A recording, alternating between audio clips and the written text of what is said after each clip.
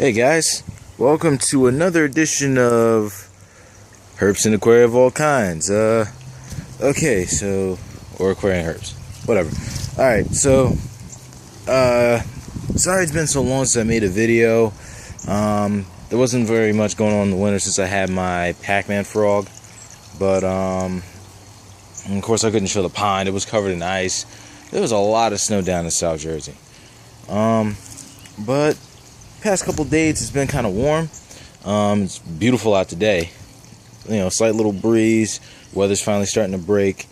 And looking at my fish, if you guys noticed by the video, there's a whole lot of babies down there. So not only did my big adult koi and goldfish survive the winter, but all these baby goldfish did as well, which is to me really awesome, because now I know that I can actually keep a stock of fish now I can actually start selling them. So, I'm not scrapping that plan or that idea or anything. I just haven't had much time to really work on that plan, for the simple fact that I'm in school most of the time. So, you know how that goes. This is kind of interesting. This rock right here had like a little patch of moss in it when I first put it down in this watery area.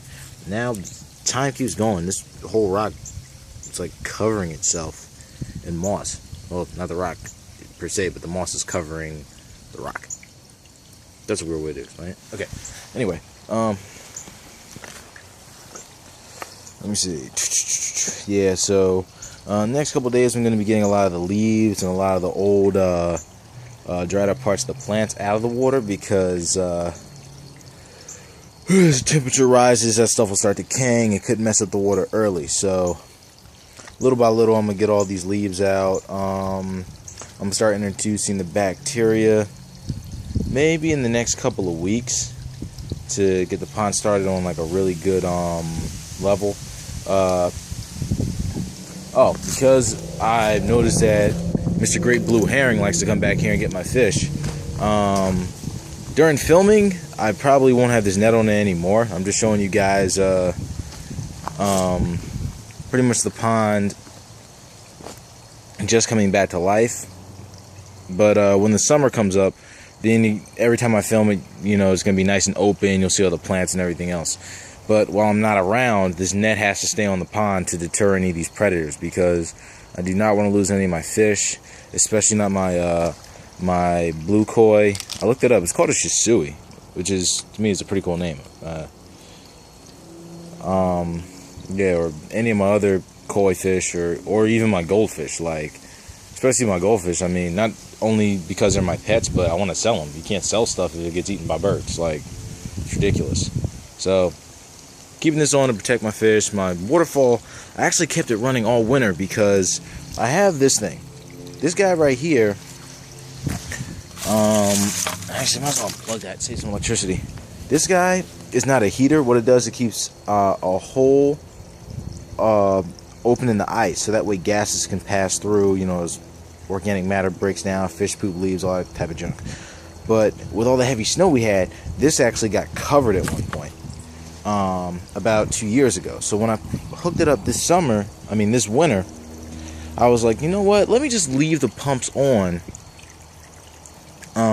so that way the water's constantly moving and it's constantly being aerated, and we'll just see how that works. And it worked out fine. Didn't lose any fish.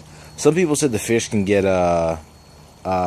ice crystals on their gills because the water gets too cold from the movement. To me, I don't know. I'm not an expert, but to me, okay, water is the only substance that actually expands when it freezes. And it always floats to the top. Hence why fish and stuff like that can survive under the ice. Now, if the fish lay at the lowest part of the pond, where it stays at a constant temperature, and solid ice always floats up, then how can they get ice crystals on their gills? To me, it just sounds kind of far-fetched. It could happen. I don't know. It doesn't make sense to me, but like I said, I'm not an expert. If someone else has information on that, just leave it in a comment, because I don't know. But to me, I just don't think that can happen. I don't know, we'll see. But then ice can also damage the pipe, so I don't recommend this if the tubes and stuff you have for your waterfall aren't very expandable. And check what material they have and make sure it's safe. But yeah, this is the pond. As the weather's starting to break, and hopefully soon we'll have more babies, more plants, and we'll have another awesome year. Later, guys. Don't forget to like and subscribe.